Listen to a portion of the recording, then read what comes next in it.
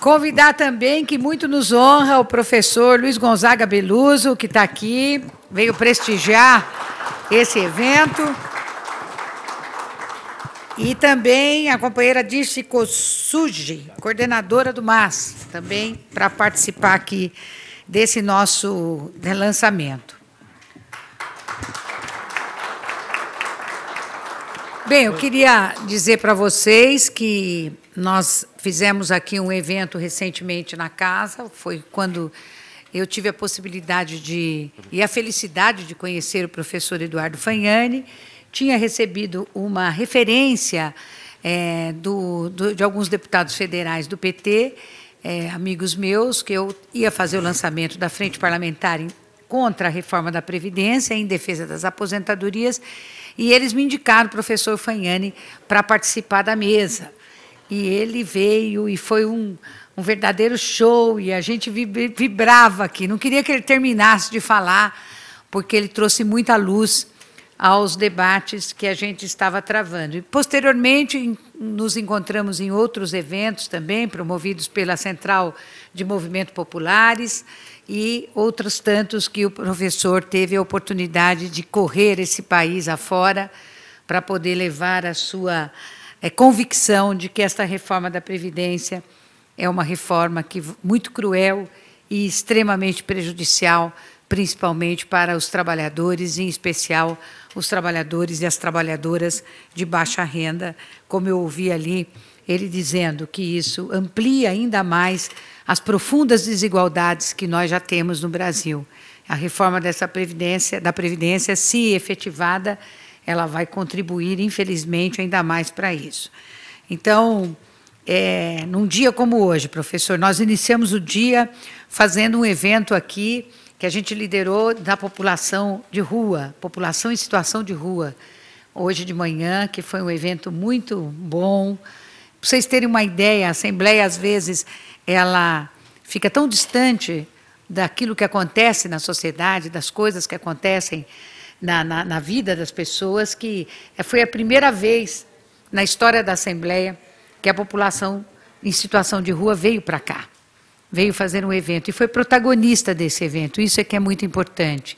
E saiu, ao final desta audiência pública, saíram muitos encaminhamentos que certamente vão possibilitar a luta para a implementação de políticas públicas voltadas para esse segmento da população tão esquecido e tão invisível aos olhos das nossas autoridades, infelizmente. Depois tivemos duas notícias que a gente, como sempre, diariamente a gente vai se indignando cada vez mais. Uma do ministro Moro, dizendo que as mulheres são agredidas porque os homens ficam intimidados. Né? Ele conseguiu falar essa pérola hoje, e que a gente já não sabe mais para quem que a gente vai socorrer. Tantas coisas que nós ouvimos e somos obrigadas a ouvir durante o decorrer do dia. Em seguida, a notícia de que o ex-presidente Lula seria transferido para São Paulo. Né? Felizmente, houveram parlamentares que foram, de vários partidos, que foram ao Supremo, e o Supremo votou, aleluia, né, com bom senso. De vez em quando o Supremo tem isso também, e conseguimos que o ex-presidente Lula fosse mantido. Na verdade, não poderia nem ter sido mantido lá em Curitiba, né? Deveria estar livre. Mas, enfim, menos pior ele está lá do que caso ele viesse para cá. E o Dória dizendo que era a hora do ex-presidente Lula trabalhar. Eu vou ocupar a tribuna agora e vou dizer que também está na hora do governador João Dória governar para a população de São Paulo, coisa que ele não fez até agora. O que ele faz é se colocar como pré-candidato a presidente da República. Mas, enfim, são questões de um dia cheio, e que, graças a Deus, está culminando aqui com a presença deles. E eu vou passar a palavra para o professor Eduardo. Eu tenho que ir para o plenário, porque eu estou inscrita para falar. Vai ser votado um projeto agora, muito complicado também, que é o projeto que estimula ainda mais a realização de cesáreas no estado de São Paulo. Nós já somos, o Brasil é o segundo país do mundo que mais realiza cesáreas. Então, nós estamos, infelizmente, vamos perder, com certeza, porque já fiz as contas, e apesar de toda uma luta que a gente realizou ao longo dos últimos 3 meses contra esse projeto, nós vamos perder.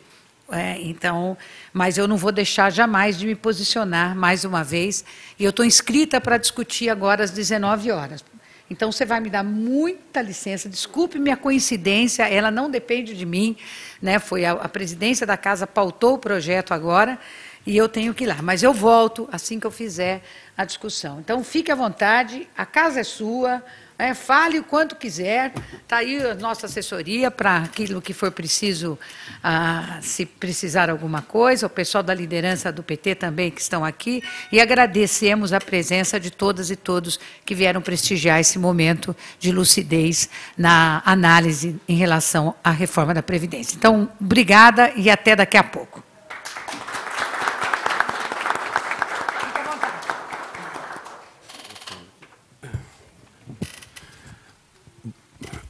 Boa noite a todos.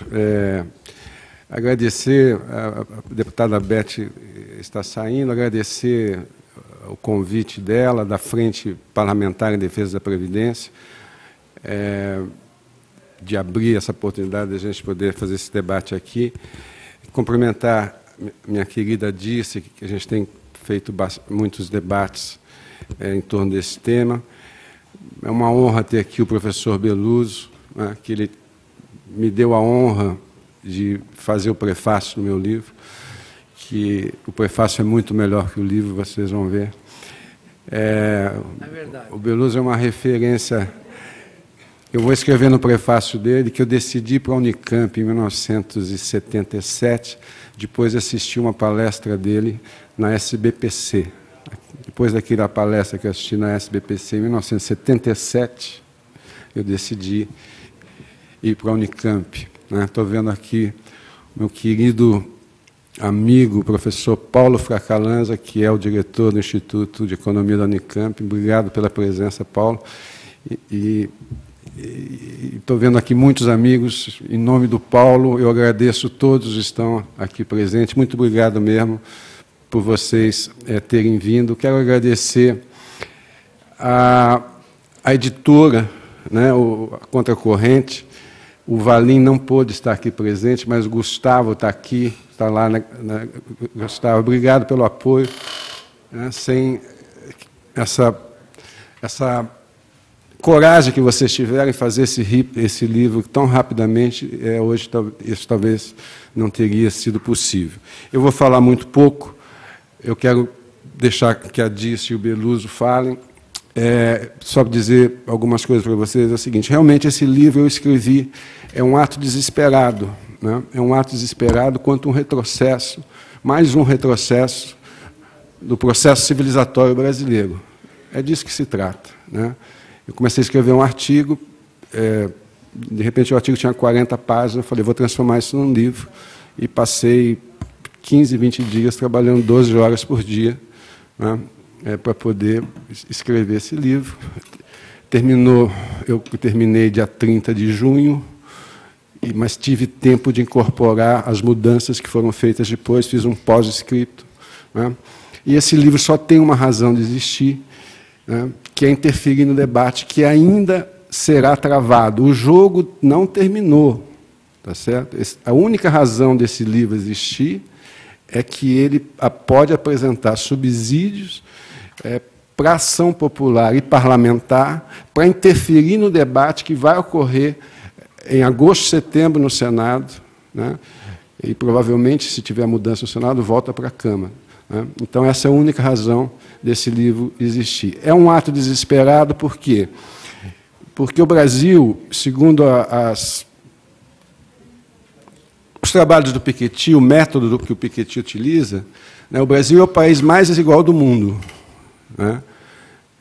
Há uns tempo atrás perdia para a África do Sul. Hoje o Brasil é o país mais desigual do mundo.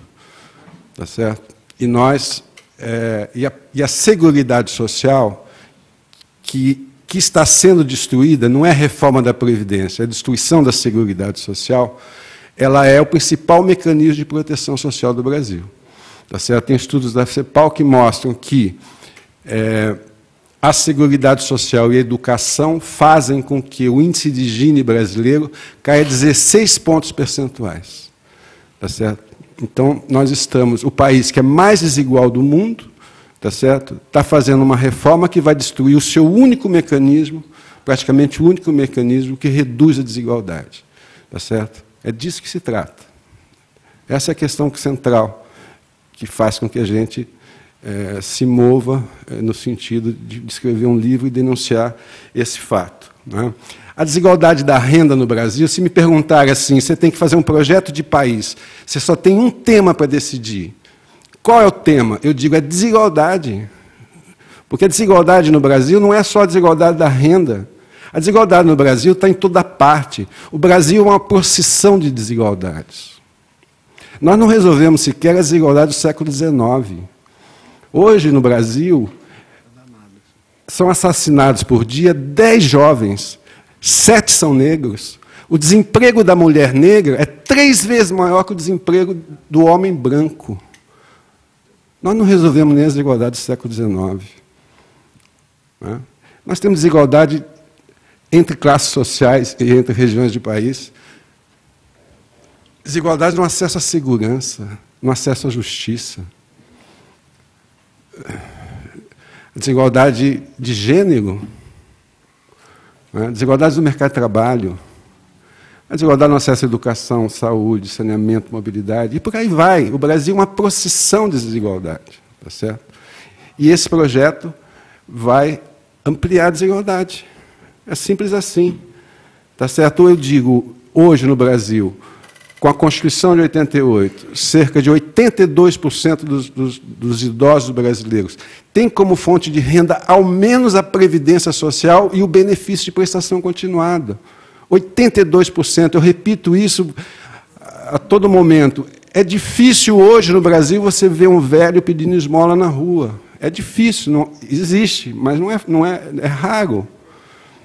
Tá certo? E essa renda do velho, do idoso, é a renda que sustenta a família ampliada. O filho está desempregado, está sob a cobertura financeira do pai.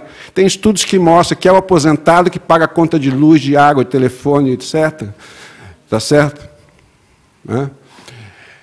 Em 88% dos municípios brasileiros, os recursos que são transferidos individualmente para cada aposentado, ele é superior à receita dos municípios. Estou vendo aqui o vice-prefeito de Duartina, não é verdade? Em 88% dos municípios brasileiros, a renda individual que é transferida para cada aposentado é superior às receitas tributárias dos municípios. Em mais de 80% dos municípios brasileiros, as transferências do Fundo de Participação da União para o município, tá certo? É menor que as transferências individuais. O aposentado vai na Caixa Econômica no dia 10, recebe o dinheiro, atravessa a calçada e vai na farmácia, vai na venda, vai no açougue, ele movimenta a economia. O que eles estão fazendo? Dizem que com essa reforma o Brasil vai crescer. Não vai crescer, porque o Beluso pode dizer melhor do que eu. Você está tirando de renda, pobre consome. Tá certo? O pobre consome e o rico entesoura. Nós estamos tirando dinheiro do pobre para dar para o rico. Estou falando de desigualdade e tenho um prazer enorme de ter a presença aqui do Eduardo Moreira, né, que é um amigo. Vem para cá, vem para a mesa, depois você vai falar também. Vem para cá, Eduardo. O Eduardo é um amigo que eu conheci recentemente. Ele escreveu um livro sobre desigualdade, que vale a pena vocês lerem. Eu fiz a orelha do livro dele, ele fez a orelha do meu livro. Então, a gente tem essa cumplicidade de orelha, tá certo? Então, essa que é a questão, quer dizer, nós vamos... É uma reforma fiscalista que amplia a desigualdade, pode ampliar o êxodo rural, pode ampliar o êxodo do norte para o nordeste novamente, enfim. Tem estudos que mostram o seguinte: hoje no Brasil, quem tem mais de 60 anos, a pobreza entre quem tem mais de 60 anos é de 7%. Só 7% dos brasileiros estão abaixo da linha de pobreza. E se não fosse a Previdência e a reforma e a assistência social, a pobreza entre os idosos seria de 65%, 70%. Então, é disso que nós estamos tratando. Está claro? Essa que é a questão central. Né? O que eu tenho dito é o seguinte, o objetivo velado dessa reforma, essa reforma não é reforma da Previdência. O objetivo é acabar com o modelo de sociedade que foi pactuado em 1988. Está certo?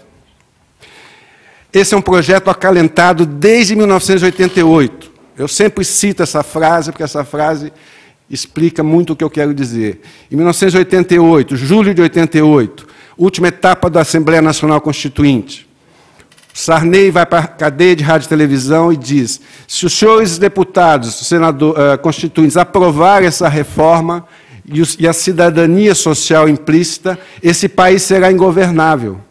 No dia seguinte, Ulisses Guimarães subiu na tribuna e disse: ingovernável é a fome, ingovernável é a doença inassistida. E foi naquele dia, retrucando o Sarney, o Beluso acompanhou toda a trajetória do Ulisses Guimarães, ele sabe disso, que ele disse: essa será a Constituição Cidadã. Mas essa tese da ingovernabilidade, ela acompanhou esse debate desde os anos 90 até hoje. E hoje ela se transformou na ideia de que pobre não cabe no orçamento, que as demandas sociais da democracia não cabem no orçamento, que eu não faço ajuste fiscal sem rever o Pacto Social de 88. Está claro? Isso está dito por todas as letras, por diversas dessas economias príncipes da Casa Grande. Está claro? Então, o objetivo não é reformar a Previdência. O objetivo é destruir o Pacto Social de 88. 88, ele é a primeira vez em 500 anos de história que o Brasil, ao menos no plano da lei, tem ao mesmo tempo direitos civis, direitos políticos e direitos sociais. Isso não aconteceu nunca. Eu sempre digo que, do ponto de vista formal, a Constituição de 88 é um marco do processo civilizatório brasileiro. Tá certo? Só que isso é inadmissível. Nós temos uma elite que ela é arcaica, que ela não aceita sequer elementos mínimos da social-democracia, que é uma forma de humanizar o capitalismo. E a contra-reforma se fez desde então. Tá certo? E, a partir de 2016, com o golpe parlamentar, né, se criou condições objetivas para se destruir o Pacto Social de 88. Hoje, o foco é a Seguridade Social. Tá certo? Mas esse processo começou em 2016, tá certo? Com o teto dos gastos, com o aumento da DRU de 20% para 30%, com a reforma trabalhista que retrocedeu os direitos trabalhistas no Brasil. Está aqui a professora Magda, né, especialista nesse tema, né, retrocedeu a questão dos direitos trabalhistas no Brasil para meados do século passado. Tá certo? Agora vamos fazer a reforma tributária, que é uma coisa extraordinária, porque dizem que a reforma da Previdência é para combater privilégio, e 80% da economia vem sobre os privilegiados que ganham R$ 1.300, tá certo? E vamos fazer uma reforma tributária, tá certo? Que vai ser uma reforma sobre a tributação do consumo. Olha que coisa extraordinária, tá certo? Na OCDE, na média, a tributação sobre o consumo é 34% do total da arrecadação, no Brasil é 50%. Na OCDE, na média, a tributação sobre renda e patrimônio é 35%, no Brasil é menos de 20%. Tá certo? E vão fazer uma reforma tributária que não enfrenta a questão da progressividade. E mais, destrói o Estado Social, porque vão acabar com diversas contribuições sociais que são constitucionalmente vinculadas à seguridade e à educação e criar um imposto único, simplificado, sem vinculação nenhuma. E depois vem o tal do Pacto Federativo, né, um engodo, para quê? Para acabar com todas as vinculações de recursos, né, especialmente para a área social. Né. Eu quero lembrar que a educação no Brasil tem recursos vinculados desde 1934, tá certo? Então, é esse o projeto. O debate é ideológico, é um modelo de sociedade. Esse é o objetivo principal. O que eu mostro nesse livro é que essa tentativa de destruir a Seguridade Social está sendo feita em 4 atos, tá certo? O primeiro ato é destruir o orçamento da Seguridade Social, é acabar com o sistema tripartite, né? Que, como o Beloso diz no prefácio, foi criado por um sujeito chamado Bismarck, na Alemanha, em meados do século XIX. Tá certo? Se eles acabarem com o orçamento da Seguridade Social, todos aqueles direitos que estão lá na Constituição, dezenas de direitos, viram letra morta, porque não vai ter financiamento. Tá certo? Segundo, eles desconstitucionalizam tudo, está tudo desconstitucionalizado. Ou seja, a verdadeira reforma não é essa. A verdadeira reforma vai ser feita por dezenas de leis complementares, que exigem quórum mínimo, uma votação. E a legislação complementar pode dizer o seguinte: esse assunto aqui vai ser decidido por ato normativo do Ministério da Fazenda. Tá certo? Nós podemos ter uma reforma da Previdência permanente, feita por medida provisória, por ato normativo do Ministério da Fazenda. Tá certo? Eles vão acabar com o pacto social, o modelo de sociedade que foi criado em 88, depois de mais de 2 décadas de luta pela redemocratização do país, em que pessoas morreram, pessoas foram presas, pessoas foram torturadas. Eles vão destruir por lei complementar. A terceira forma de destruir a Seguridade Social, que é um pacto social baseado na solidariedade, é transitar a Seguridade Social por seguro social, né, que é o regime de capitalização individual. Tá certo? Onde você transfere todos os riscos para o indivíduo. O indivíduo vai fazer um contrato com um fundo público de previdência. A capitalização foi adiada, preste atenção, ela foi adiada, saiu dessa reforma, mas ela vai ser, eles já estão dizendo, várias indicações, de que vai ser apresentado um projeto paralelo só para capitalização. E a outra forma é transformar a Seguridade Social num assistencialismo. Tá certo? Por quê? Porque eles incluem regras que desconsideram por completo a realidade do mercado de trabalho brasileiro, a dramática realidade do mercado de trabalho brasileiro. Onde você tem 13 milhões de desempregados, 5 milhões de desalentados, 28 milhões de pessoas que não se submetem ao subemprego, e estão fora do mercado de trabalho, e de quem está trabalhando tem mais ou menos 35 milhões de pessoas que trabalham na informalidade, e que, portanto, não contribui regularmente para a Previdência. Tá certo? Mais a questão da uberização, todas as transformações que estão em curso no mercado de trabalho, dificilmente esse trabalhador terá condições de acumular 40 anos de contribuição para ter aposentadoria integral. Tá certo? Então, são regras que desconsideram a realidade do mercado de trabalho e que são, muitas vezes, equivalentes aos países desenvolvidos. Tá certo? Então, é muito difícil que o brasileiro, a maioria dos brasileiros, tá certo? O salário médio no Brasil é 60% da população brasileira ganha um salário mínimo. Tá certo? Um sujeito que ganha 1.900 de renda familiar per capita faz parte dos 10% mais ricos. Vocês sabiam disso? Tá certo? Então, vai afetar a maioria da população. Então, já concluindo, eu quero dizer o seguinte: esse é o objetivo velado. E se esse é o objetivo velado, o Beloso outro dia disse o seguinte: a economia virou a arte da ocultação. Se esse é o objetivo velado, eu tenho que ocultar a verdade. Tá certo? Então, para ocultar a verdade, eu minto. Tá certo? Por isso que é um debate desonesto. Ele é feito em cima de falácias. Em cima de... Antigamente, eu sou da época que a gente falava, existem os mitos da Previdência. Hoje são fake news. Tá certo? São fake news. Tem uma procissão de fake news. Aqui o livro mostra vários deles. O Brasil não exige idade mínima, o gasto da Previdência é o maior gasto do item por Brasil. Se não fizer a reforma da Previdência, não vai ter recurso para educação, para saúde, para não sei o quê. O gasto brasileiro, na comparação internacional, é um ponto fora da curva. E por aí vai. Mas não bastam as falácias, você tem que partir também para o terror. Aí você tem o terror demográfico, não há alternativa. Como que não há alternativa? Vamos, está aqui, tem várias alternativas. O terror financeiro tem déficit. Não tem déficit. Pela Constituição não tem déficit. E esse déficit vai ser explosivo. Bom, mas como é que você vai dizer que vai ser explosivo em 2060 se vocês não têm um modelo de projeção atuarial?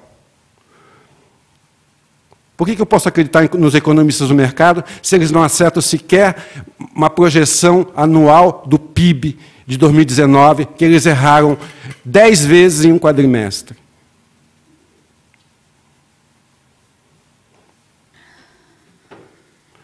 E tem o terrorismo econômico. Se não fizer a reforma, o Brasil quebra. Com a reforma, melhora a relação dívida-PIB, melhora o emprego, melhora o PIB per capita, melhora. Sem a reforma, piora. Eu não conheço essa economia. Talvez o Eduardo Beluso disse e conheço. Eu não conheço uma economia que faça uma correlação tão absoluta e inequívoca da Previdência com todas as variáveis econômicas. Você conhece, Rubens? Você não conhece? Olha, você tem que ajudar a gente nesse debate, tá certo? Está claro? Então é isso. Né? E o livro também aponta que existem alternativas. As alternativas passam por quê? Primeiro, para a economia crescer. Se a economia não crescer, não é a Previdência que quebra, é o bar da esquina que quebra. Tá certo? Segundo, nós temos que ter uma contribuição mais equânime das camadas de alta renda. Porque aqui no Brasil, tudo que você pensa em alternativas passa pelo chamado andar de baixo. Tá certo? Quer dizer, eu sempre cito esse dado, quer dizer, uma das coisas, passa pela reforma tributária. Um cara que ganha R$360 mil por mês no Brasil, ele tem 75% da sua renda isenta de tributação. A alíquota efetiva do imposto de renda dele é 6%. Porque você desconta tudo, é 6%. Enquanto que, na OCDE, a alíquota máxima do imposto de renda, na média, é 40%, e diversos países da OCDE praticam a alíquota máxima do imposto de renda entre 50% e 60%. Esse está rindo à toa. Esse é o privilegiado, esse não contribui com nada. Então, passa pela reforma tributária, passa pela revisão dos incentivos fiscais, passa pelo combate à sonegação, passa por acabar com revisão, como é que chama? Refinanciamentos, tá certo? Então, o livro também apresenta essas questões. Enfim, eu já falei demais, conforme eu falo, é um tema que eu fico muito apaixonado, eu perco até, às vezes, o horário, ultrapasso o tempo, vocês me desculpem, mas é isso. Mas, para concluir, eu digo o seguinte, o jogo não acabou, tá certo? O jogo não acabou. Na última parte do livro, eu faço um pós-escrito, né, onde eu mostro a sociedade reagiu, né, dezenas de especialistas criticaram, fizeram críticas, subsidiaram a ação parlamentar. Os parlamentares progressistas, embora minoritários, tiveram uma atitude bastante contundente, né, em favor da sociedade.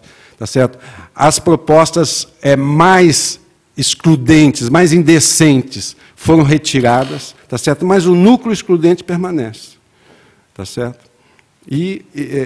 Então, no último capítulo, nesse pós-escrito, eu aponto quais são esses pontos que deveriam ser objeto, né, da ação social, no sentido de sensibilizar, enfim, e ainda nessas tramitações que vão ocorrer ainda no Senado. É isso, gente. Muito obrigado mesmo, muito obrigado pela presença de vocês. Tá? Agradeço muitíssimo o tempo e a presença de vocês.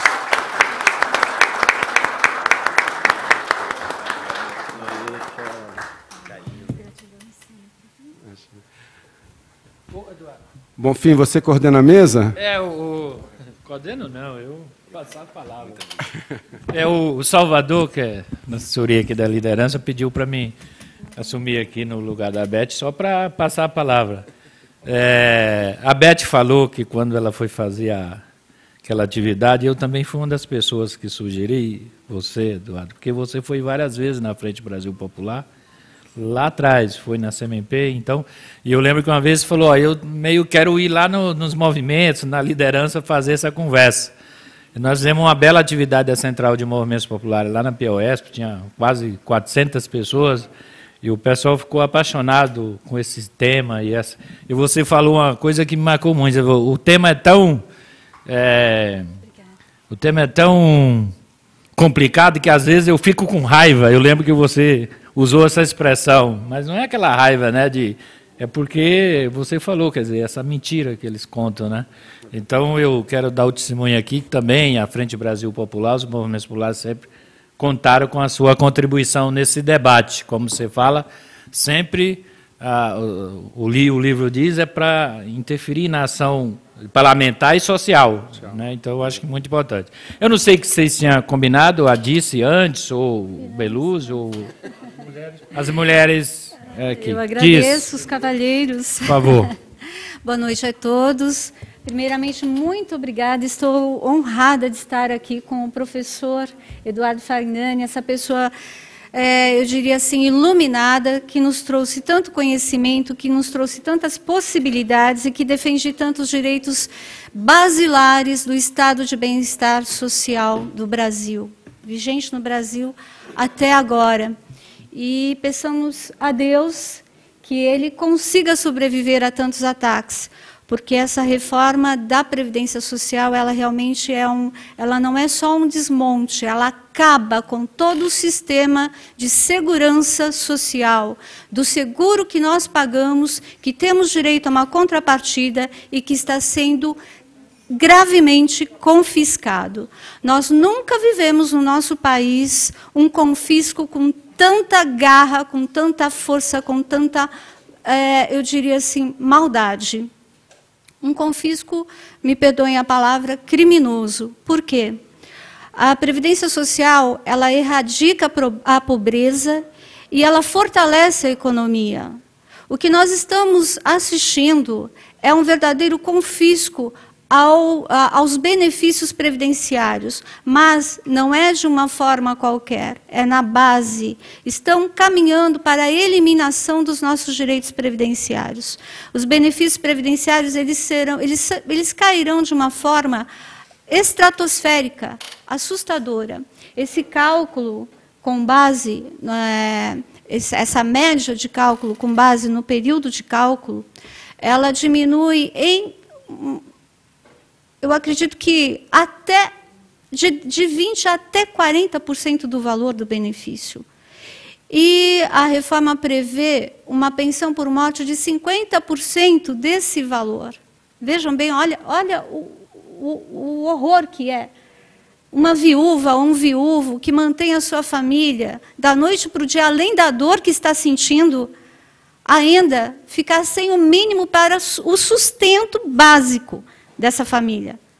Nós sabemos que, no Brasil, a grande maioria dos trabalhadores estão hoje também reféns de uma reforma trabalhista que diminuiu, eu diria assim, quase que 90% da fonte de renda dessas pessoas, da possibilidade de sobrevivência. Essa reforma trabalhista, ela trouxe o quê?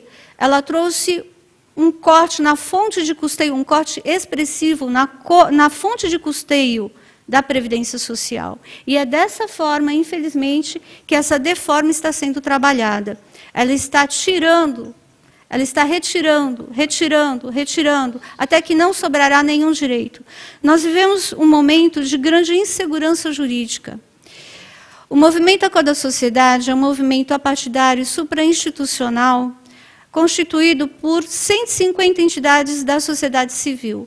Ele foi construído nessa unicidade em janeiro de 2017.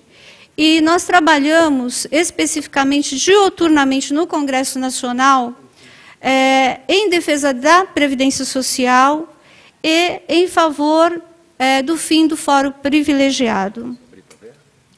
Nesse nosso trabalho, a Anfip se dedicou muito, colaborou muito, o Simprofaz, o Sindicato do Ministério Público da União e tantas outras entidades. São 150, eu não conseguiria citar todas, mas a UPB também nos apoia, estão atuantes.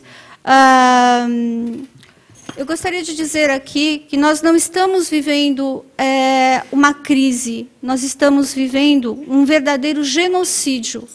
É uma sentença de morte para as pessoas que estarão perdendo seus benefícios, estarão tendo cortado seus benefícios, estarão tendo diminuído seus benefícios de forma que não terão como ter uma sobrevivência com mínima dignidade. Nós agradecemos o trabalho intenso, eu acredito que o Brasil inteiro, na realidade, a grande maioria ainda não tomou consciência da gravidade do que é essa deforma da Previdência, esse desmonte, mas na hora que tomarem, Eduardo Fagnani, infelizmente, eu espero que não seja tarde, né, estarão numa situação muito crítica. Realmente, o nosso empenho agora não pode esvaecer, ele tem que ser maior, porque nós temos ainda o trabalho no Senado. Nós temos as emendas a serem trabalhadas no Senado, com afinco. Nós precisaremos de 27 assinaturas de senadores para que a emenda seja analisada. E nós vamos trabalhar com força para consegui-lo. Então, assim, é muito importante que todos aqui se tornem multiplicadores do conhecimento, do que vocês vão ler, do que vocês estão tendo acesso, para que nós possamos trabalhar com a população. O Movimento Acorda Sociedade está iniciando um trabalho de conscientização, de conhecimento, porque a população está realmente com aquele entendimento equivocado de que, se a reforma não vier, o Brasil entrará numa crise, o Brasil quebra. Infelizmente, nós ouvimos em todos os níveis da sociedade essa frase que foi vendida com o nosso dinheiro, porque as propagandas dessa falsidade foi feita às custas do dinheiro do trabalhador brasileiro. É algo incrível. O nosso dinheiro está sendo utilizado contra nós. Os nossos parlamentares estão trabalhando, infelizmente, a grande maioria hoje, contra o povo brasileiro. E é preciso reverter isso, é preciso conscientizar. E é esse o trabalho que nós continuaremos fazendo com força, dedicação e fé de que nós vamos conseguir, sim, mudar muitas coisas nessa grande maldade que está por vir. Obrigada pela palavra.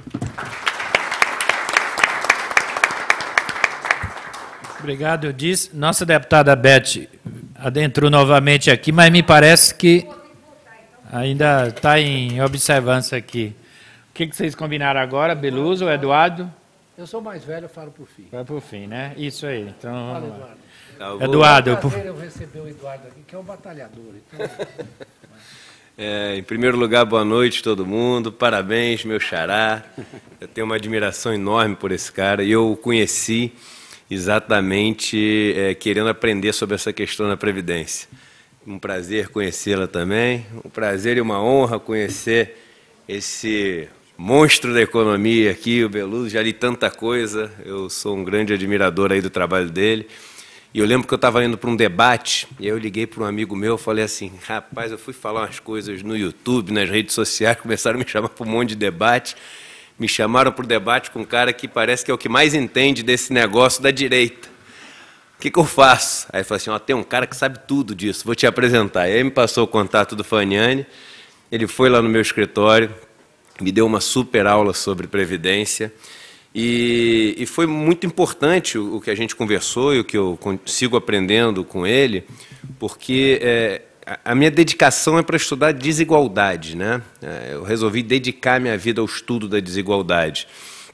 E num dado momento da vida, eu cheguei à conclusão que o que eu sabia nada mais era do que repetir frases de livros que eu tinha lido, repetir frases de professores que eu tinha tido, ou lugares comuns que eu tinha ouvido na minha vida, mas eu pouco sabia, né? E eu resolvi não só estudar a desigualdade, como viver a desigualdade. Então, hoje em dia, eu dedico parte do meu ano morando em comunidades muito carentes, em todas as regiões do Brasil, e seja na seca, no semiárido lá do Nordeste, seja no interior dos estados do Centro-Oeste, seja em comunidades quilombolas. E o que você vê é realmente algo que faz você pensar 10 vezes antes de aceitar qualquer uma dessas coisas que estão tentando impor a gente, principalmente com esse governo. E eu ontem estava em Brasília, dando uma palestra para o PSB, e eu estava falando o seguinte: vocês têm que se aproximar da base, do povo, das pessoas mais pobres. Porque se você não se aproxima, você vai ler um relatório a favor da reforma da Previdência e vai ler um contra. E na hora que te pressionarem, se o que você lembrar for uma linha escrita num relatório, você vai ceder à pressão. Mas se na hora que te pressionarem, o que você lembrar for o rosto de uma pessoa que trabalhou 50 anos da sua vida e não tem direito nenhum garantido, e a única esperança que ela tem está sendo tirada com uma reforma cruel como essa, você vai resistir até o final. E é isso que falta um pouco, as pessoas entenderem o que é essa reforma da Previdência, quando ela coloca em risco o trabalhador rural. Porque sim, não passou, mas ela colocou em risco o trabalhador rural. Quando coloca em risco os miseráveis que recebem um BPC. Eu nunca ouvi nada mais cruel na minha vida do que as pessoas dizerem que o BPC e a aposentadoria rural foram colocados lá para negociar. Como é que você pode negociar com a vida de milhões de pessoas? E se passa? É isso? E se passa, você vai deixar morrer milhões de pessoas? Porque os estudos mostram que as pessoas que recebem o BPC, em relação àquelas que não recebem, têm a mesma condição de miserabilidade, vivem 4 anos a mais. Quando você tira, você está matando, não existe outra palavra para dizer, você está matando. Não existe gasto, no sentido que as pessoas imaginam do dinheiro sumir do governo. O dinheiro não some nunca. O dinheiro só muda de mão. Riqueza é fluxo, ela passa de um lugar para o outro. A gente se engana quando vê na manchete do Jornal Nacional aquele ralo, o esgoto, como se o dinheiro passasse ali e sumisse. Não existe, ele só troca de mão. A pergunta que você sempre tem que fazer é o seguinte: de onde ele está vindo e para onde ele está indo? E é essa a pergunta que as pessoas não fazem nessa reforma da Previdência. Da forma como é vendido, parece que estamos economizando R$1 trilhão, ou seja, deixou-se de gastar R$1 trilhão, não vai mais sumir R$1 trilhão. Espera aí, na verdade são só R$1 trilhão que estão deixando de ir para um lugar para ir para outro. Está deixando de ir para onde e está indo para onde? A verdade é que está deixando de ir para as pessoas mais pobres desse país e está indo para pagar os juros da dívida brasileira. Não há dúvida sobre isso. Está deixando de ir para pessoas que ganham R$ 1.300 em média, como disse o professor Eduardo. Está indo para pessoas que ganham centenas de milhares de reais por mês. Está deixando de ir para pessoas que tudo aquilo que ganham, gastam e voltam para a economia. Não é à toa que o BPC, o Bolsa Família, a Previdência, são todos gastos que têm um multiplicador acima de 1,3 no PIB, porque quando você paga o aposentado, ele mora na cidadezinha do interior, e na cidadezinha do interior funciona tudo na base da caderneta. É na lojinha, o cara vai anotando, caiu o benefício da Previdência, ele vai lá e quita a caderneta. E o moço da loja vai e faz mais um pedido para o armazém. E aí o cara vai e põe gasolina no carro dele, e o frentista lá recebe o salário dele e a gorjeta, e o dono do posto vai e pode comprar mais coisa para vender na loja de conveniência. Agora, quando você tira esse dinheiro e usa para pagar juros, você sabe para onde vai esse dinheiro? Para o cara que vai comprar mais dívida, para ganhar mais juros. Ele vira estoque de riqueza, ele só alimenta essa situação. O Estado nada mais é do que um redistribuidor de riqueza. Ele coleta a riqueza de todo mundo para depois redistribuir e fazer uma sociedade onde todos tenham capacidade de acordar todos os dias e gerar uma riqueza que vai fazer a nação como um toda uma nação saudável, uma nação digna, uma nação que tem a possibilidade de dar direitos e liberdades. Porque uma nação pobre não tem liberdade. A gente está acabando com todos os direitos das pessoas mais pobres com esse discurso falho, falso, de que estamos defendendo as liberdades individuais. Quem vocês acham que tem mais liberdade individual? Quem mora na favela da Cidade de Deus, no Rio de Janeiro, ou quem mora em Cuba? Eu te digo, quem mora em Cuba tem muito mais liberdade do que quem mora na Cidade de Deus, por mais que as pessoas não aceitem ouvir isso. Porque quem mora na pobreza extrema da Cidade de Deus tem hora para poder chegar em casa que o tráfico deixa, tem hora para poder sair, só pode pegar o serviço de televisão do cara lá da milícia. Ele não escolhe emprego, ele é um violonista que tem um talento enorme, mas ele tem que aceitar o emprego como caixa de supermercado, porque é o único emprego que ele tem o direito e a chance de ter. Que liberdade é essa? Então é isso que a gente está fazendo. A gente está redirecionando centenas de bilhões de reais todo ano que caem na mão de pessoas que estariam na pobreza se não fossem esses valores, que reaquecem a economia e que permitem que as suas famílias possam ter o mínimo, porque é um mínimo, de esperança de um dia viver numa sociedade melhor. Porque o Brasil é o vice-campeão mundial em não ter meritocracia, só perde para a Colômbia. Quem nasce nos 10% mais pobres do Brasil demora em média 9 gerações até chegar à renda média do país, 225 anos. E ainda consegue se manter vivo porque o avô dele, muitas vezes, recebe um benefício da Previdência. Ah, mas as pessoas, os pobres no Brasil, se aposentam sem ter contribuído muito. Você quer saber quantos anos um pobre trabalhou? Você faz o seguinte, diminui a idade dele de 10. Porque pobre não fica sem trabalhar, porque se ele ficar sem trabalhar, ele morre. Então, ou ele está fazendo bico ou ajudando alguém. A Previdência Social, ela vem corrigir um pedaço das enormes injustiças que a gente tem. Mas a gente está optando pela injustiça total. Ontem, lá na palestra para o PSB, eles falaram o seguinte, que tinha uma frase do saudoso Eduardo Campos, que ele falava o seguinte, é impressionante aqui em Brasília.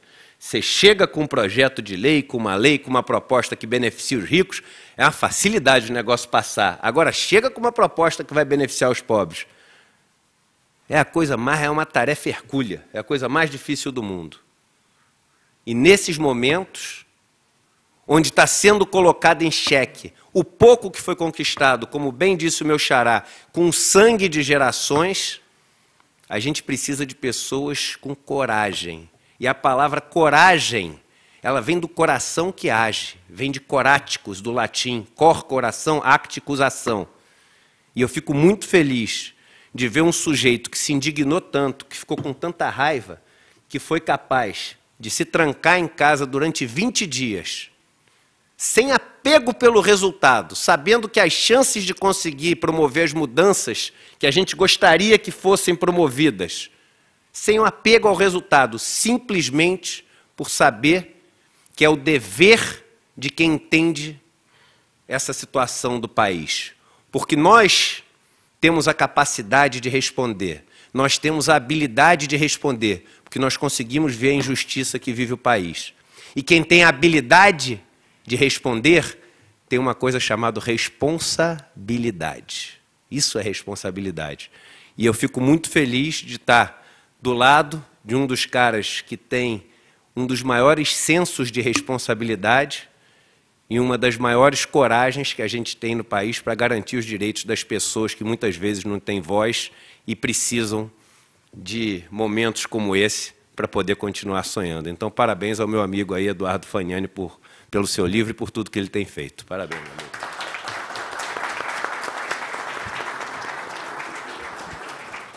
Obrigado, Eduardo. Também você tem se transformado numa referência para nós também, que atuamos nos movimentos sociais.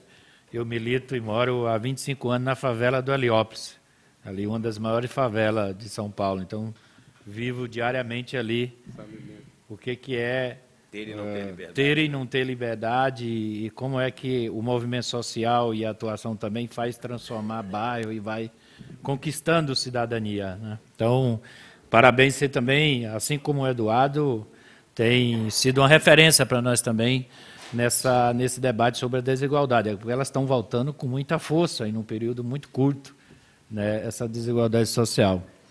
Essa questão do tempo de inicial, estava conversando com o Beluso, eu nasci numa cidade chamada São João da Serra, no interior do Piauí, a 150 quilômetros da capital de Teresina, e vim para cá com 18 anos. E a questão do tempo, com 6, 7 anos, a gente já está com a enxada, com a foice, com o machado, já está trabalhando. Então, se você for contar, a maioria das pessoas que viveu numa época mais recente no campo começaram a trabalhar uns 7, 8 anos, a grande maioria dos trabalhadores e das trabalhadoras, né? Bom, sem mais delongas, que eu vim aqui só para passar a palavra, agora a palavra com o nosso mestre Beluso. Eu não sou mestre de nada.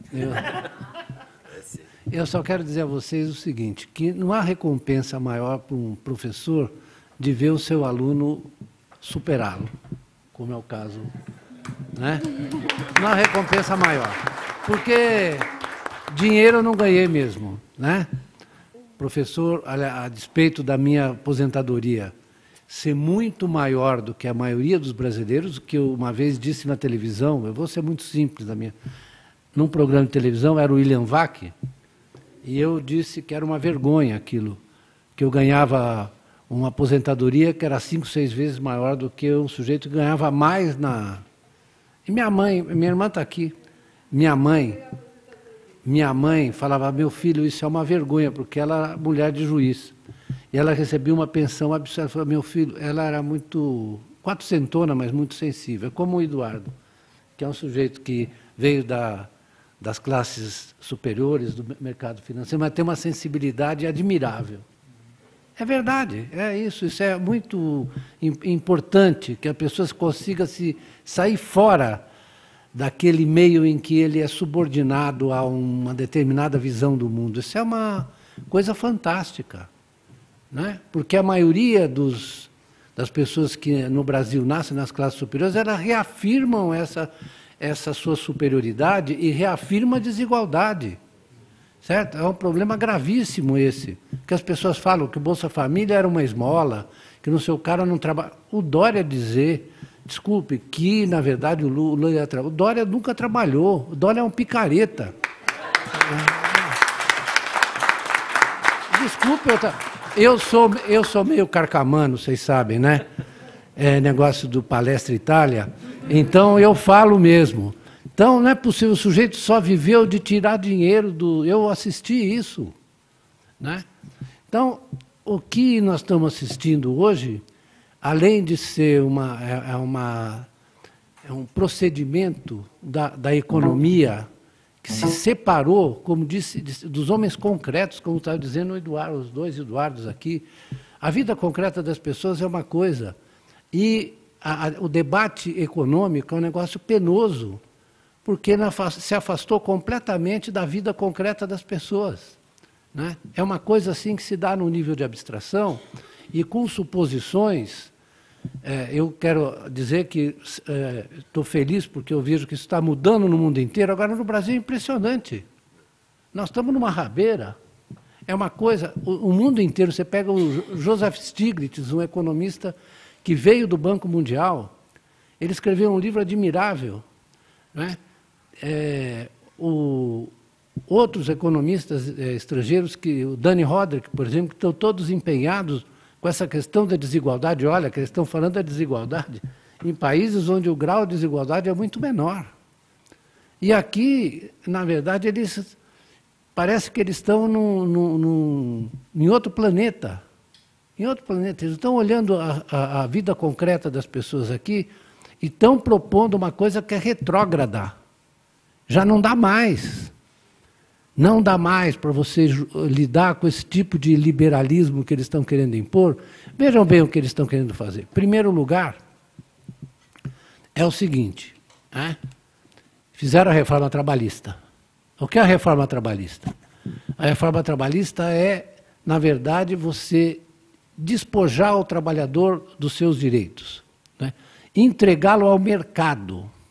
Isso é uma regressão, vocês não têm ideia, porque, digamos, como ele falou da Constituição de 88, eu tive a honra, que eu nunca vou poder exprimir exatamente como foi minha convivência com o Dr. Ulisses durante 20 anos, né? E ver aquele homem que era um liberal e se tornando progressivamente preocupado com a situação dos brasileiros mais pobres. Se vocês lerem o discurso dele na Constituinte, é uma coisa emocionante, porque ele fala disso, né? Ele fala da necessidade de você ter uma Constituição que proteja os mais pobres, etc. E o Eduardo disse muito bem, os dois Eduardos disseram muito bem, que o que nós estamos assistindo é uma tentativa de você desconstituir os direitos que estão na Constituição. Fundamentalmente é isso, e o resto é tudo conversa mole. Então, é a reforma da Previdência, é a reforma trabalhista, né? É a tentativa, então vamos fazer o seguinte, nós vamos abrir a economia, destruir o que resta da indústria brasileira, né? Isso foi um trabalho de décadas, começa em 1994, desculpe eu dizer isso, mas é verdade, é só olhar os números, né? Ou seja, você está... E tudo isso é feito em nome da competitividade, da concorrência. Isso não é só um apanágio do Brasil. Vocês pegaram a reforma francesa trabalhista, que na verdade não conseguiu andar, ou a reforma da Previdência, que agora está sendo contestada, é tudo em nome da concorrência, né? Tem uma coisa que me deixa perplexo, né? O Brasil é um dos países que tem o maior valor de dinheiro nos paraísos fiscais. Certo, Eduardo? Certo. A cálculo da receita é assim, 500 bilhões de dólares, o estoque que está lá. Muito bem. Isso se acentuou, sobretudo, com a chamada globalização financeira, porque o movimento de capitais vai facilitando que o sujeito use fórmulas, eu conheço muitas fórmulas de deixar o dinheiro lá para reduzir o pagamento de imposto. Então, como é que você vai fazer uma reforma tributária sem levar em conta esses vazamentos? Na Europa, agora, tá um movimento, na OCDE, há um movimento, uma discussão sobre o imposto único. O que é imposto único? É um imposto para toda a Europa, para o sujeito não poder fazer arbitragem com os paraísos fiscais. Então, isso é uma questão que está colocada e que é uma das dimensões da globalização, que a globalização, agora todo mundo percebeu que a globalização é um dos fenômenos que acentuou a desigualdade no mundo inteiro. Na Itália, na França, tem os coletes amarelos, na Itália tem um monte de gente que não aguenta mais, né? Na Alemanha, as pessoas falam Alemanha, formidável a Alemanha, né? Só que a Alemanha tem um percentual de trabalhadores precários, e as pessoas acham que é formidável, está muito trabalhador precário, né? Então, a Alemanha, no fundo, a partir do euro, ela viveu do consumo dos outros, que acabaram quebrando, certo? Porque a Alemanha tinha um superávit com o resto da Europa de 8% do PIB dela. Vocês não sabiam? É por isso que a Alemanha não se deixa, na verdade, comover pela situação dos outros países, né? Isso eu estou dando um exemplo. Mas a Alemanha tem uma situação de precariedade, e os Estados Unidos não tem? Quanto tem? É só olhar, as pessoas não estudam mais, só falam coisas, bobagem. Diz que o desemprego americano é de 3,7%, taxa de desemprego. É mentira. Teve um depoimento agora do presidente do FED, Jerome Powell, que teve um debate com a Ocasio-Cortez. Você sabe o que é a Ocasio-Cortez? É uma deputada democrata bem progressista. E ela ficou indagando dele, né? Mas, afinal de contas, esse 3,7%, ele falava assim, é verdade, os salários não sobem. Por que o salário não sobe? Por uma razão muito simples. O cara que é deslocado, digamos, dos setores mais produtivos, então tem esse negócio do progresso tecnológico. O cara é deslocado, ele vai fazer o quê? Ele vai trabalhar no Uber, ou vai ser por conta própria, vender coisa na rua, fazer venda de cachorro-quente, né? Aí o pessoal diz assim, mas, afinal de contas, é tanta introdução do progresso tecnológico, mas os salários não sobem por quê? Porque você desloca maciçamente as pessoas das atividades mais bem remuneradas para as atividades onde o salário é muito baixo. Vocês têm ideia de qual é o salário médio americano hoje? É 43 mil dólares. Isso é uma porcaria nos Estados Unidos. Certo, Eduardo? 43 mil dólares. Hã? Ano. Não, mês, não. Ano, olha, ano. Salário anual, desculpe a falta de informação. Então, é o seguinte, o que está acontecendo no mundo é que você tem os processos desenvolvidos pelo capitalismo hoje, eles engendram a desigualdade, a exclusão, etc. E se você não tiver políticas que, na verdade, consigam segurar, não é à toa que na Europa inteira assim, tem um debate sobre a renda básica de cidadania. Na Europa inteira. E eu fico olhando o Brasil aqui, o sujeito fazendo essa reforma da Previdência, ele vai ter que fazer uma reforma que, na verdade, contemple os caras de 25, 30 anos que vão ficar sem emprego. Certo? Isso supõe uma reforma tributária muito agressiva do ponto de vista... Tem gente que quer, na Europa, tem gente que quer botar imposto no robô. Quer cobrar imposto sobre o robô. Tem que cobrar imposto sobre o sujeito que ganha dinheiro com o robô, não dá imposto no robô. Certo? Sujeito que ganha. Porque aqui, o que ele está dizendo, que eles estavam dizendo, né, a carga tributária brasileira é uma vergonha. É assim, 16%, a última medida da Receita Federal, 16% é sobre a renda e o patrimônio, 51% é sobre o consumo. Quer dizer, eu vou na loja, vou comprar um forno micro-ondas, se é que os pobres compram forno micro-ondas. Eu pago o mesmo imposto que o sujeito que ganha R$ 1.200, que é o salário de 60% da população, como ele está dizendo, ele paga a mesma coisa que o sujeito que ganha 30 mil reais por mês. Fora alguns aspectos que são realmente impressionantes. Dividendo não paga imposto. Como é que a maioria dos ricos proprietários ganham a sua renda? Tem uma pequena empresa. Os médicos bacanas e tal, são em geral bons médicos, mas ganham muito dinheiro, eles fazem uma empresinha e recebem dividendos. Não é isso?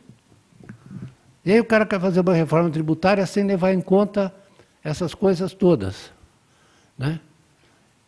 O que eu não posso deixar aqui uma sensação de pessimismo, porque eu não sou pessimista, porque eu acho que tem gente assim que briga e tem coragem, como ele disse. E a gente precisa continuar brigando, que isso é a coisa mais importante, né? Para desmistificar as mentiras que a dita teoria econômica conta para as pessoas. Porque eles estão falando num mundo que não existe mais. E quero dizer mais para vocês, na minha modesta avaliação, o capitalismo está numa transição. E nós não sabemos exatamente para quê. Mas está numa transição seríssima. Seríssima. Só vocês olharem o que está acontecendo, está acontecendo com os mercados financeiros hoje. O Eduardo é capaz de dizer melhor que eu. O rendimento de um título de 10 anos nos Estados Unidos está 1,59. Certo? O rendimento é negativo. E está pertinho do rendimento do título de 2 anos, o que é uma anomalia, né? Devia ter uma curva mais ascendente. Muito bem. O que significa isso? Significa que a intervenção nos mercados financeiros por causa da crise de 2008, eles inundaram de liquidez a economia, né? E a economia não retomou no ritmo desejado. Então já tem gente, né? Só para falar do Brasil, ele falou que o Brasil não cresce, né?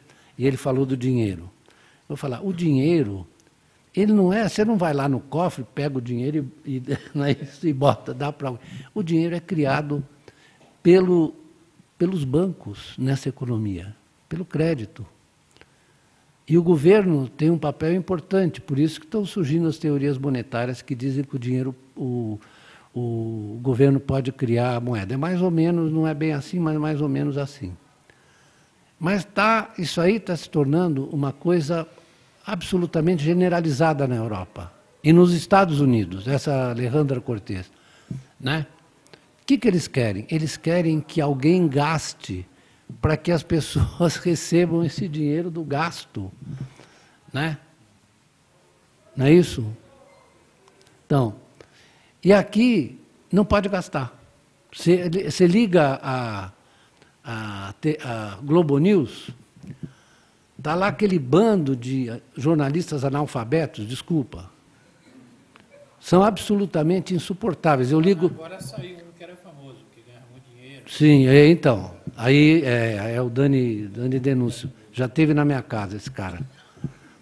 Mas, enfim, eles ficam repetindo, não tem dinheiro, tem que cortar, não pode gastar, etc. Isso é uma das coisas mais insensatas que eu já vi. Mas virou um convencimento, virou um consenso que não pode gastar. E todo mundo repete, né? As pessoas repetem, porque a gente tem que ter claro o seguinte, por isso que é importante o debate, porque, na verdade, as ideias econômicas são muito importantes na vida das pessoas. Então, ele diz assim, olha a sua família, vê se quando você está muito endividado, você não pode gastar. Mas a sua família é igual ao governo, não? É? Sua família cobra imposto, tem Banco Central que regula, a taxa de juros, é assim? Não é, né?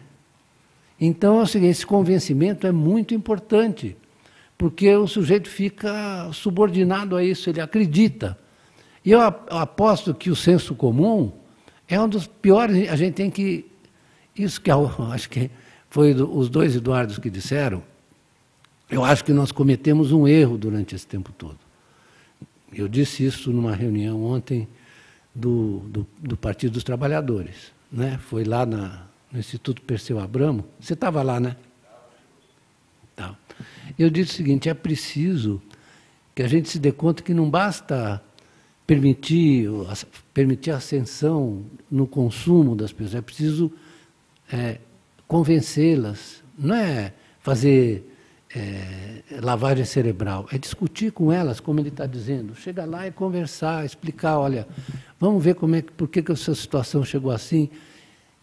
A Igreja Católica mesmo abandonou as comunidades eclesiais de base e deixou o espaço aberto para esses malucos, que são esses evangélicos, né? A Igreja saiu, nós não fizemos esse trabalho, ele está fazendo aqui, você, né?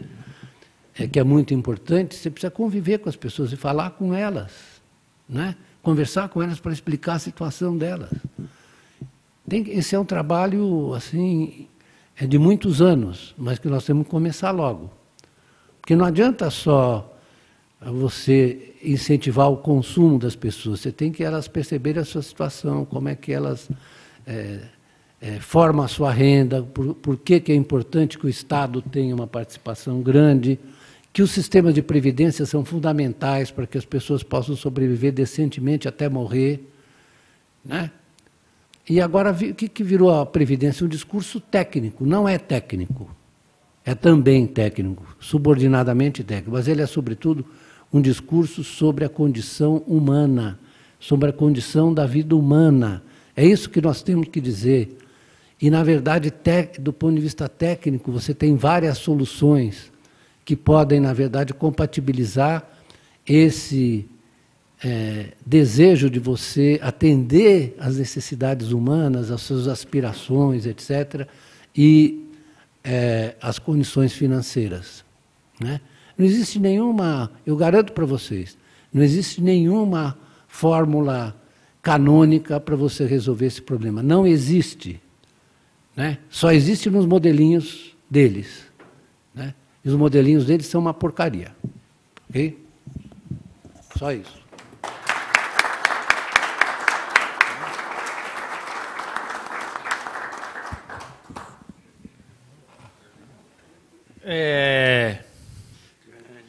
A gente, deixa eu olhar o horário aqui, como é que nós estamos. O que é combinado? Eu posso aproveitar só para dar um recadinho? Por favor. Em relação a... Nós projetamos uma plataforma digital para manifestação e reforço, no sentido dos deputados, senadores, tomarem consciência de que o povo brasileiro não quer essa reforma. E eu gostaria que vocês também nos ajudassem a manifestar.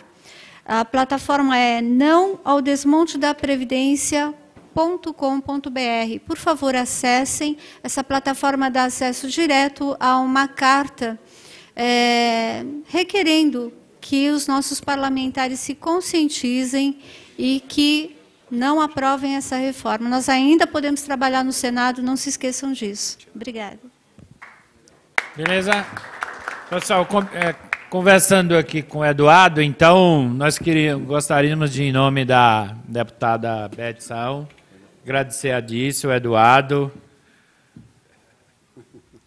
Faione, o Eduardo Moraes. Moreira. Moraes é... Moreira. Moraes Moreira. Ele confundiu. Exatamente. E o Belúzio. Então, obrigado pela presença de todos e a todas. E como disse o Eduardo Faione, este livro tem como finalidade, como objetivo, ainda incidir no debate que está sendo feito, vai agora para o Senado e muito provavelmente terá alguma mudança que vai obrigar a voltar para a Câmara dos Deputados. E não esqueçam que no dia 13 terá no Brasil inteiro mobilizações de movimentos sociais, de entidades da educação estudantil em defesa contra o desmonte da Previdência e em defesa da educação. Boa noite a todos e a todas e um abraço em nome da deputada Beth Saão.